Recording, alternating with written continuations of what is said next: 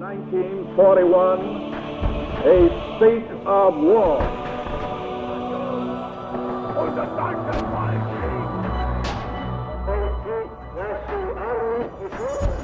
What General Weygand has called the Battle of France is over. The Battle of Britain is about to begin. We shall fight on the beaches, we shall fight on the landing grounds, we shall fight in the fields and in the streets, we shall fight in the hills.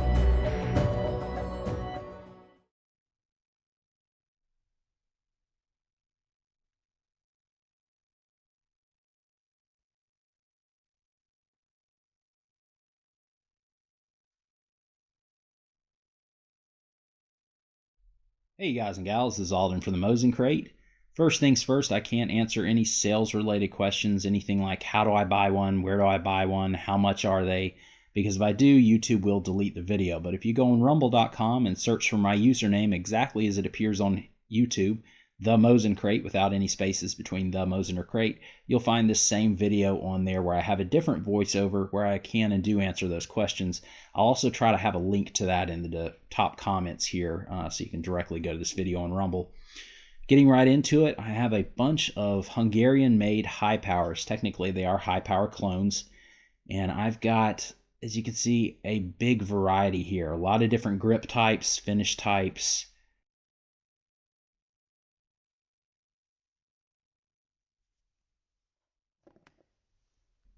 For the purpose of this review video, just go through here and kind of take a look at the different conditions. Import markings on these are all going to be on the bottom of the trigger guard.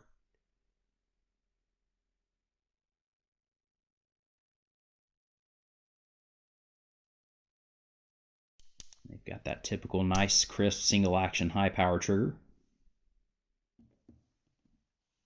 And some of them are also Korean Israel marked. There's about 70, 72 Hi-Powers here, and I would say probably about 25 of those are Korean marked.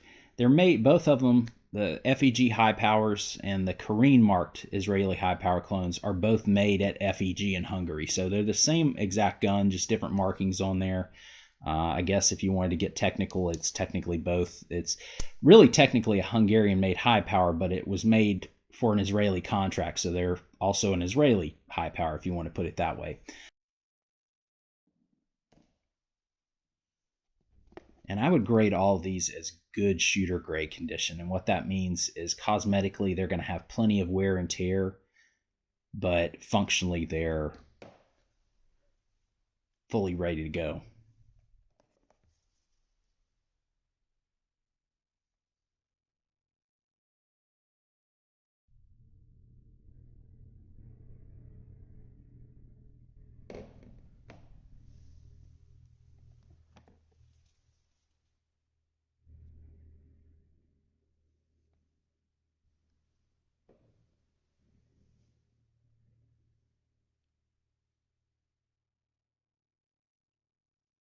And this is probably the worst one in the entire group as far as cosmetics go.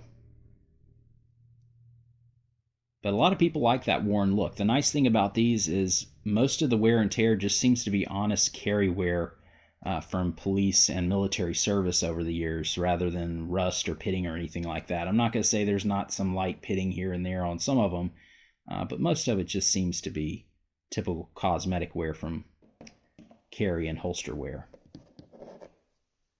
This is probably one of the nicest ones here.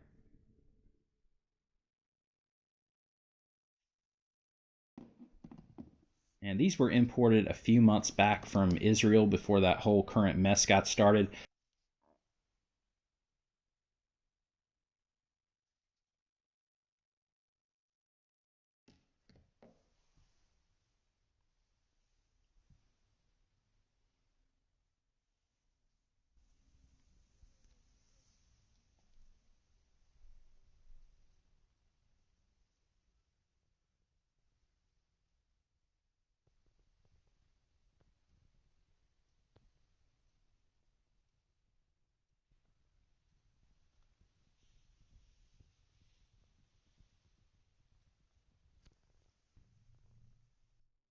And these were, you see that one had some tan paint added to the grips there. I guess if you were a collector or salesman, you would say that was a desert tan applied paint job, but it's really just some nasty yellow colored paint on there, sand colored paint.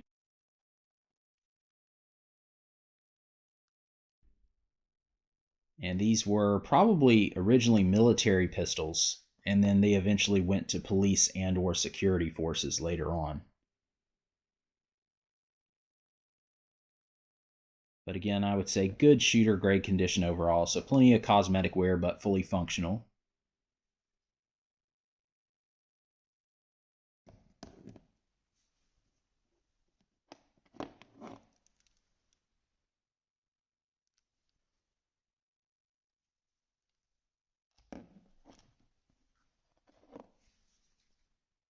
And if you don't like surplus high powers, if you just want a high power, you're not really into the whole surplus or the collecting thing, there are new made high powers out there. Springfield has come out with a new high power. FN Browning has come out with, or FN rather, has come out with a brand new high power, although it's not like the original, or it's a bit different than the original. And also there are Turkish clones out there as well.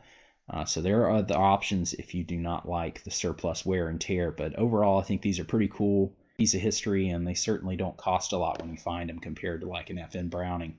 Thanks for watching, guys.